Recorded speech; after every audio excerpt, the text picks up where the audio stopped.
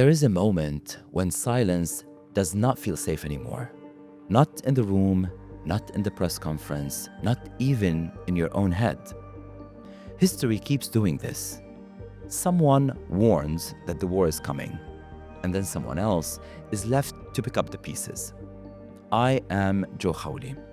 2 decades ago, I was a junior reporter in Lebanon, covering the Iraq war from a local TV station. I remember counting the rising number of US soldiers killed, and I remember reading statements from American ambassadors trying to understand what they meant beneath the polished words. And now I'm sitting across from one. Since then, I have reported from the front lines of power, from war zones in the Middle East to closed-door briefings in Washington. And here's what I've learned. In diplomacy, truth is rarely convenient, but sometimes it's the only thing that cuts through the fog. Welcome to The Diplomat, where we decode what power says and what it tries not to say. My guest is Ambassador James Jeffrey. He co-wrote the memo that warned invading Iraq could unleash a perfect storm. Then he stepped into that storm. As U.S. Ambassador to Iraq, as the voice warning about Iran's reach, as the blunt diplomat who said the United States cannot keep giving unlimited support to everyone. In this episode, we step inside the rooms where strategy met denial, and where honesty, at times, felt like the most dangerous act. You will hear in this episode what Washington refused to see about post-invasion Iraq, why Erdogan's Turkey became more than an ally in crisis, and how speaking plainly about war crimes and troop withdrawals came with a cost. Because when alliance break and lies start to feel like plans, it takes more than one sentence to change everything. This is The Diplomat, inside the room where power speaks. And this is a conversation you won't hear anywhere else. Mr. Ambassador, thank you for being with us. Let's start with Iraq. When you stepped into Baghdad as ambassador, you were walking into a war that had already broken a president's legacy, fractured a region, and divided your own department. But you still had to speak for the United States. What was the first thing you chose to say in that room, and why? I would challenge the position. It sounded more like when I walked into Iraq as the deputy chief of mission in 2004, but we're talking about my time as ambassador in 2010 to 2012. By that time, we had a relatively successful policy in Iraq.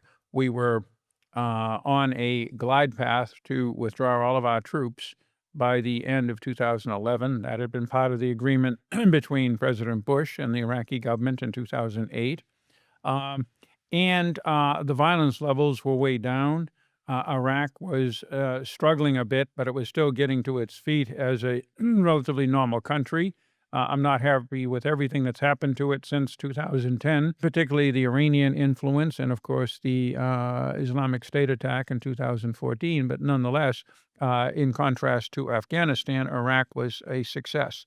And this was my basic message. And the message was not created by me. It was created by Barack Obama just before I went out there in what's known as the Camp Lejeune speech from 2009 about Iraq. And it contained two elements. First of all, the United States considered Iraq important. We had what is known in business as sunk costs of American commitment, American engagement, American billions of dollars, and of course, many people killed and wounded. And we recognize it as a very, very important country. It's the second largest OPEC oil producer today, for example. The second part of the message, which again was channeling Barack Obama, was we're not here to fix every problem you have. This is basically a precursor to what President Trump in Riyadh said just a few weeks ago, which is that America is not involved in tinkering with the internal structure of countries. We had tinkered with Iraq. Frankly, we had to because we basically overthrew the entire, not just the state, but the government, the society to some degree in 2003 by our invasion. And so we had a responsibility, but we were out of that business. We weren't real good at it. And so those were the two points that I made. And the conduct of my entire 2 years there followed that pattern.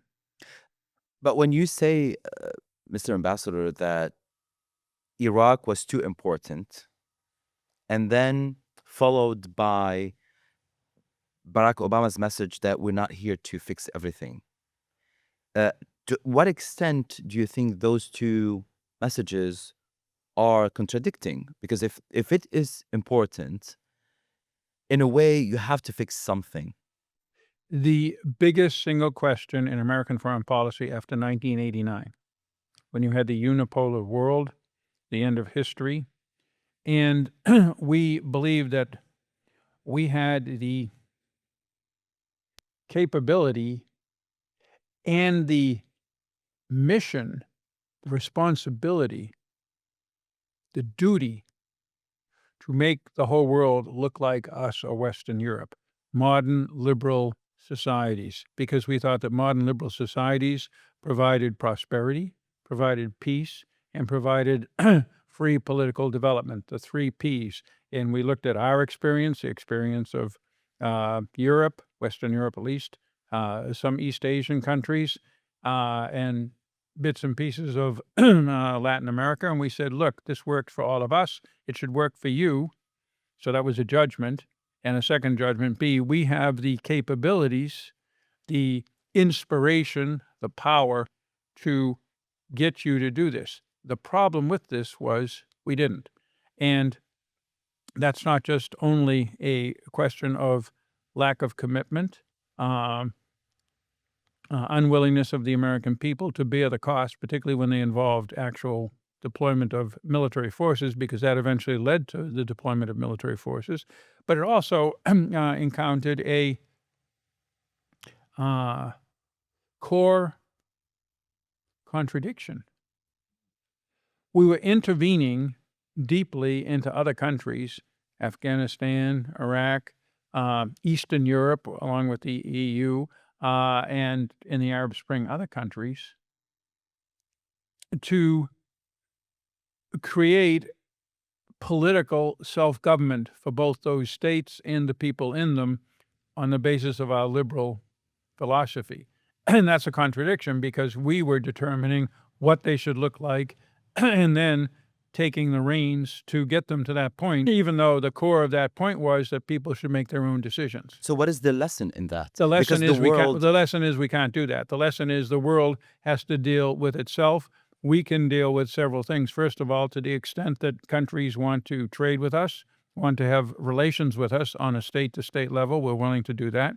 To the extent that countries threaten us or the international order or our partners and allies, we will try to deter their actions and contain their long-term expansionist tendencies. Iran is a good example of that, Russia, China, but that we are not any longer going to get involved in the transformation of societies. So that started with Barack Obama in Iraq. Now, that was Barack Obama's personal view of Iraq. At the same time, as you know, he did the surge in Afghanistan and then was all in for the Arab Spring. So it wasn't a general principle for Barack Obama. It was solely a specific Iraq central idea based upon his conception, which turned out to be partially wrong, that Iraq was an American failure and that we learned from the failure we shouldn't get involved in the internal constitution and governance of Iraq. The lesson, however, was correct. It's just replace Iraq with any state. And Barack Obama was not ready to take that step in 2009. Why do you think he was not ready? Because the belief that America had both the capability and the moral duty to make everybody look like us was deeply ingrained in all of these people, part of the liberal worldview that they had. And Barack Obama very much had that worldview. And how is it different from today? Well, President Trump doesn't have that worldview.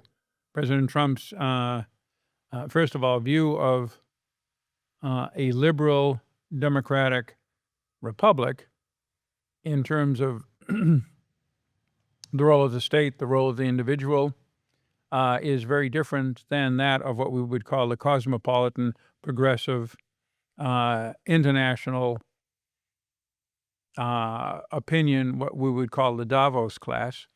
And Trump, furthermore, is reflecting a isolationist trend in American internal politics that does not want to see the United States get involved militarily.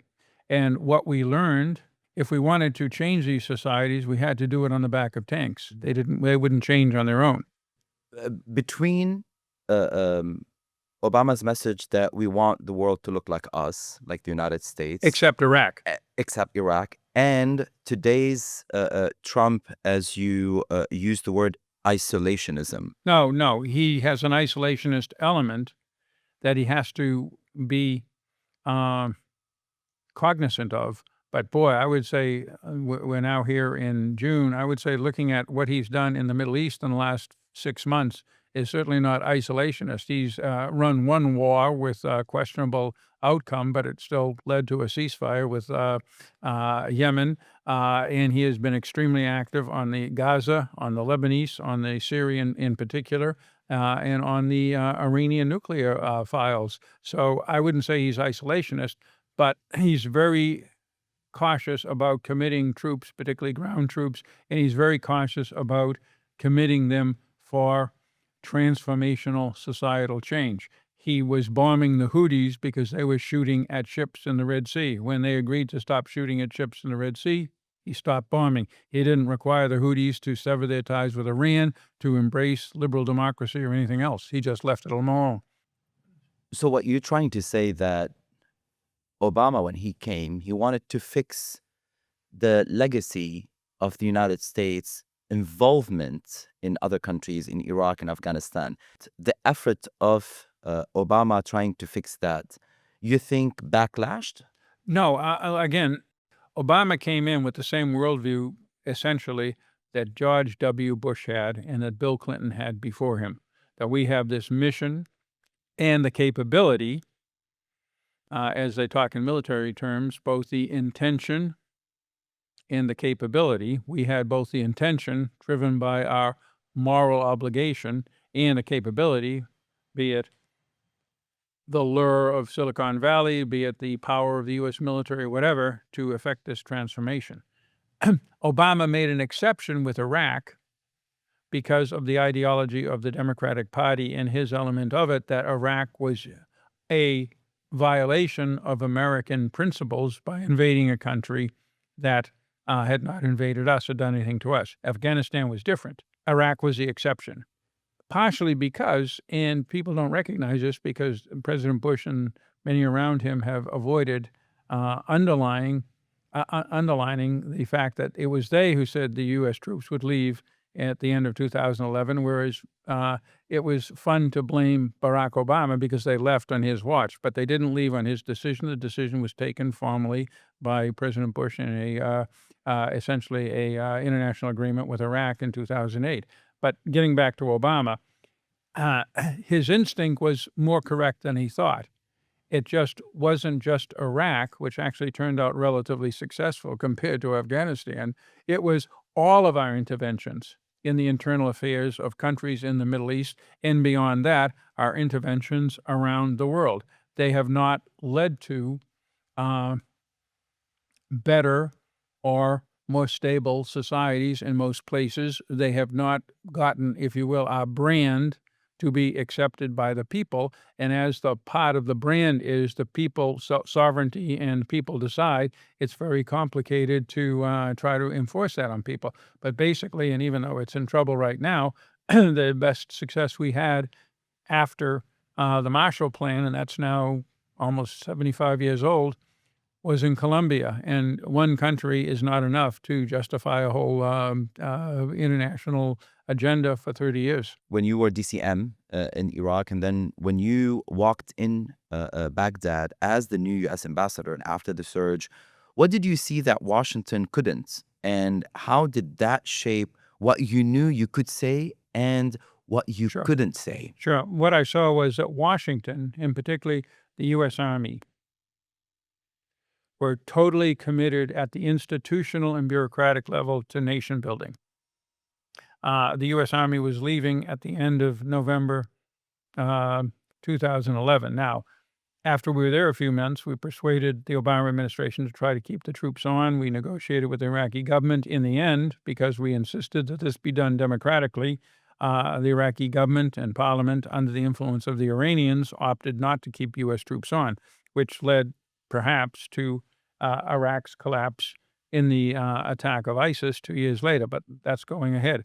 The question is, what did I see there that Washington couldn't see? What I saw was that this was a country that was ready, that was, compared to what I had seen in 2004, 2005, was able to more or less function, had a security force, had a couple of million barrels of oil being exported every day, had not functioning electricity. It still doesn't have it today, but it had a certain amount of electricity. It had a certain amount of coping. It had government structures. It looked like a state by 2010. Yet we still had these huge programs, billions and billions of dollars of USAID and State Department programs, and the U.S. military had become so embedded into the society that they had 1,400 discrete operations and activities other than combat operations and defending themselves. What do you mean discrete?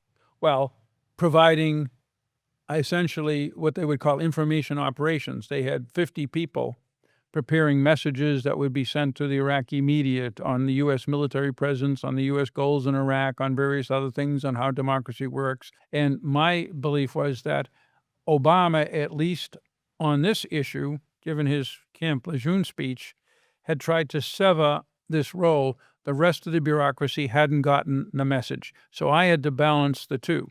So why was it important to have that discrete operation to oversee what the media was saying? Because it was part of a larger transformation of the military after it had failed by pure brute force in both Afghanistan and Iraq to subdue insurgencies. It relearned what we had learned in the Vietnam War, which was counterinsurgency, which requires deep involvement with the population, both to defend the population and to help the population develop their own capacity to defend themselves, from local police to a national army that would then free us to go away. That was the military's doctrine. It was a struggle from the period 2004, and I lived through this through 2007, to get the military to accept that doctrine. They did accept it.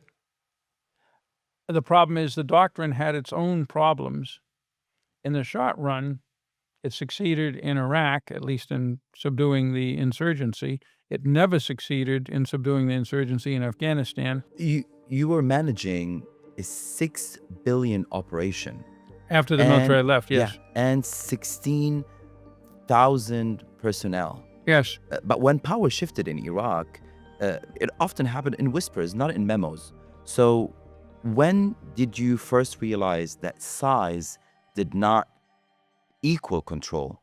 I realized we would not be able to take over all of these functions and effectively spend the $6 billion and be present everywhere in the country and essentially do the military's role. The idea of the military and much of the bureaucracy was that Obama was not willing to challenge was we would simply take on all of these nation-building functions with the $6 billion and with the 16,000 people all over the country. It's just that there was still enough violence in the country and enough hatred of the United States among some of the Shia groups fueled by Iran and among some of the Sunnis fueled by the remnants of al-Qaeda, that it was still dangerous to move around unless you had a great deal of security. Security is very expensive, but it also limits your operations. So we couldn't function the way the military functioned. But secondly, the Iraqis really didn't want us to function that way. Washington did, because Washington, after a huge struggle involving internal debates between Rumsfeld and Vice President Cheney on one side, and Secretary Rice, later Secretary Gates, and President Bush on the other, had concluded that we had to do this huge nation building and that it was successful. To some degree, it had been in the short run, but it was not a long-term answer to Iraq, and the Iraqis didn't want it. My problem was that we had crucial interest in Iraq, keeping al-Qaeda from rising again. We saw that threat, and of course it did occur in 2014, keeping Iran from dominating the country. That was a huge interest, and keeping the country stable, keeping the country pumping oil and fueling its own development. So those were important goals. I didn't need 16,000 people and $6 billion to pursue those goals. What I did need was a consensus in Washington that I was doing my job, and people would answer my phone calls, and people would give me the things I did need. Did you tell them that you don't need that Of amount course of money? not. I'm getting to that. I couldn't tell them, I don't need all of this stuff. The Iraqis don't want it. Forget it. And continue to be effective doing the things and getting from Washington the things we needed to really make a difference in Iraq on those things that an outside powerful country can with a country that is still facing security and development challenges. If I said, look, I don't want to continue rebuilding the whole country in our image. I just want to make sure that the Iranians are kept under control, that we don't see a rise of al-Qaeda, and that, Self-sufficient economy a from self-sufficient oil. economy based on exploitation of the oil reserves, and a sort of modus operandi between the Sunni Arabs, Shia Arabs, and Kurds. That was my mission. That's what I spent 90% of my time with. I couldn't challenge the consensus in Washington, and it's as if they had never read what Barack Obama had written, at the same time as begging Washington to give me those resources that I felt I did need. So I there's took a the whole- disconnect. There was a Oh, disconnect. yeah, there's a disconnect. And the way I did it was I just took the whole package. You mentioned Iran, and you raised early alarms about Iran's grips tightening on Iraq. What did Washington refuse to believe, and what did that refusal cost, you think, today? A great deal. We mishandled Iran's role in the region dramatically over the past 25 years. It has been reversed since the October 7th Hamas attack, largely because Iran overextended itself and because of actions by Israel, the United States, later Arab states, and Turkey and Syria. But it's dramatic that that has happened, but it was also dramatic that Iran was on its knees after losing the Iran-Iraq war, after losing the tanker war in the Gulf with us, and after going in a different direction for a decade with Rafsanjani, with Hatami, more moderate people who were trying to reach out to the West, it then went back on a aggressive, expansionist. It got away with that in the face of opposition from the Arab states, most of them other than Syria, the United States, Israel, and Turkey. Look how powerful that coalition was. How did Iran manage to insert itself into Iraq, into Syria, into Lebanon, into Gaza, into Yemen the way it did over these 20 years? Now, there's many answers to this, but part of it was we always had other priorities. The Bush administration was not particularly pro-Iranian, but it was far more focused on dealing with Sunni terrorists, be it al-Qaeda, be it the Taliban, be it the Iraqi opposition.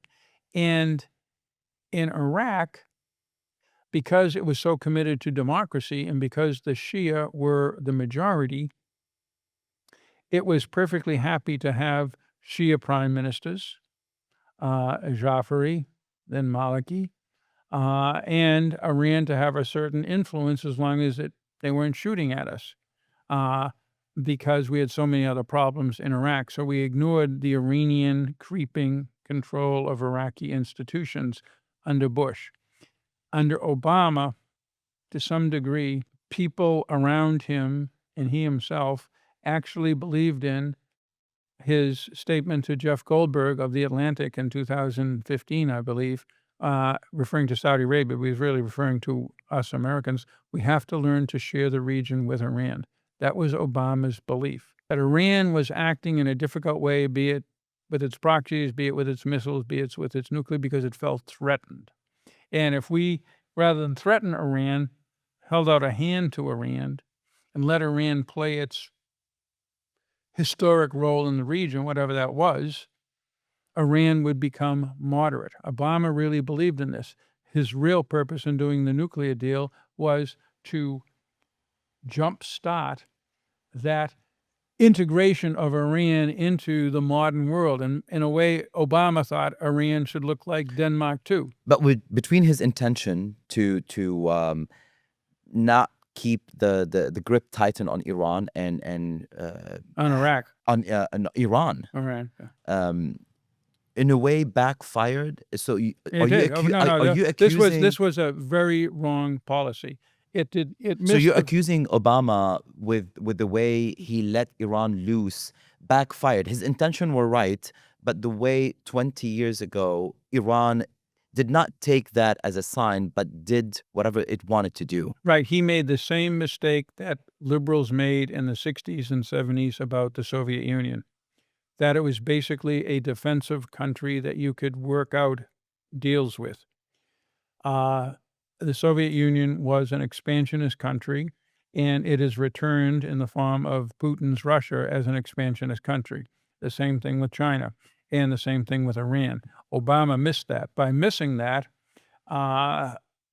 we were not allowed to have the tools to contest Iran's creeping infiltration into Iraq. Is there any leader from the region, from the Middle East, from the Gulf countries, who told you that, what is Obama doing exactly with Iran? Oh, yeah. Well, even before, both King Abdullah of Jordan and then King Abdullah of Saudi Arabia told me very bluntly, King Abdullah of Saudi Arabia twice in 2005, King Abdullah of Jordan once, what you're doing is facilitating Iran's march through the region, beginning with the prize Iraq. So Washington did not believe you that you're conveying the messages from these leaders of the Middle East? Dick Cheney did. And two, everything will be okay if we democratize the region. That was Bush's view.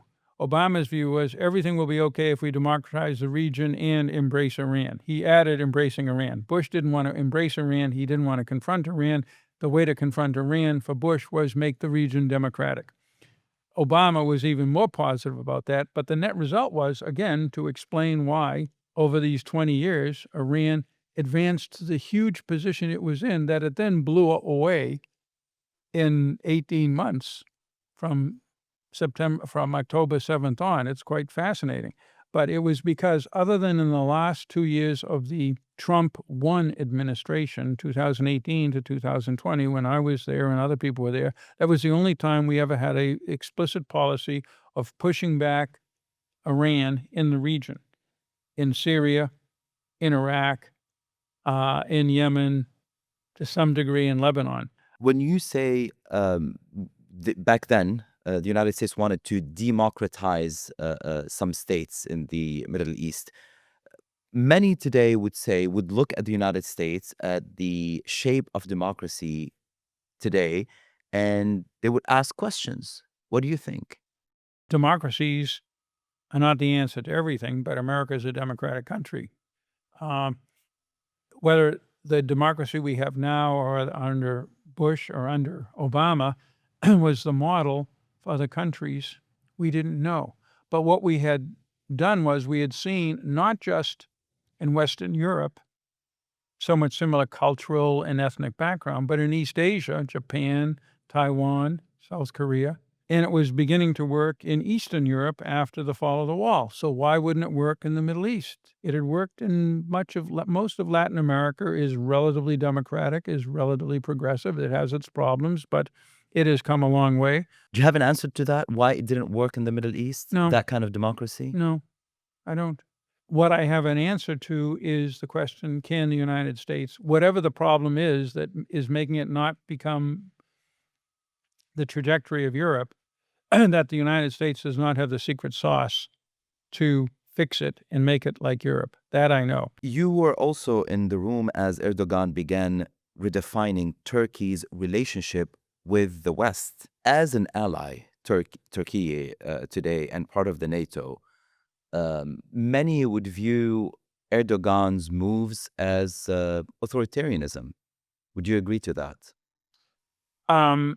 He is a believer in a powerful state authority that controls or influences all elements of public and certainly political life, be it the media, be it the judiciary and other things. That is what we call from the American constitutional author, the Madisonian system of limited checks and balances. Government is not in Erdogan's DNA. What do you mean it's not in Erdogan's DNA? He doesn't believe that that's a good way to run a country. Is a good way to run a country trying to imprison your political opponent and use military force against protesters and controlling and censoring the media? Erdogan would say, I have good reasons for doing all of that. The key issue is Turkey still a democracy? But were those moves, Mhm. whether Erdogan thinks that those moves are essential for his power today or for a powerful state, but those moves, are they considered authoritarian moves? I would say most American analysts of political would say those are authoritarian moves. I would say that Erdogan's argument would be, I'm still a democracy. How many democracies do we have in the Middle East? Syria, the strategic fog and the brutal clarity. You admitted that the United States played shell games to obscure troop numbers in Syria. Take us into that room. What was that deception? Was it deception, or was it necessary in a tactic move to hold the line without triggering political backlash? No, it was a misstatement when I said that. You warned that pulling troops would embolden Iran and Assad, I was very, and Trump ordered it anyway. Well, I was very much in favor of keeping troops on, but it's two separate issues, and it has been, you're right to raise the question, because it's been conflated politically, and it was the stupidest thing I ever said. And because while it was not inaccurate, I gave the impression that I had done it and that it had something to do with the troops being pulled out. This was something that Bolton and the president and a few other people, if we can believe Bolton's book, had worked out, and that's where the shell game idea came from. Bolton's expression was, it was poetic license on the number of troops to basically, if again, you can read his book, try not to get the president upset at the number of troops we had in there. Now, it's a totally different issue on whether pulling all the troops out or not was a good idea. I argued against it. The president said we were going to do that twice when I was in the job in December of 2018 and then again in October of 2019. My job in both cases, which I executed to the best of my ability, was to make that work. The president changed his mind both times once it was made clear to him that the troops were not just there to fight the Islamic State, which he thought was a basically finished mission, but rather to control terrain, to deny it to Assad, Iran, and Russia, and to have a bigger impact on the region, which was the other purpose that we had troops there. It fell. But you publicly condemned Turkey or the abuses by Turkey or Turkish-backed rebels in Syria. I didn't. And that's not standard protocol for the U.S. envoy. What made this moment too big for silence? Well, because we were trying to do two things. We were trying to balance our relationship with the Syrian Democratic Forces, who were our partner, not just in the fight against the Islamic State, but in holding a huge part of Syria and denying it from, again, Iran, Russia, and Assad. while also trying to ensure that Turkey would not overreact to the threat which was inherent, and I recognized that the SDF, as an offshoot of the PKK, theoretically could exercise against Turkey. So it was a very delicate balance, and when either side stepped beyond what I and others felt was the right place, we felt we had to speak out. You said that you prefer diplomacy behind closed doors, but also you're known for being the bluntest in public. Where's the line between being diplomatic and being complicit? What you do behind closed doors is to develop trust among all sides that you are openly, honestly, and truly explaining U.S. interests and making commitments to the other sides that they can trust and build upon. If you're successful in that, then speaking out publicly can reinforce that trust in those relationships. Did you ever feel in any way that your honesty in public made you a threat in the system? No.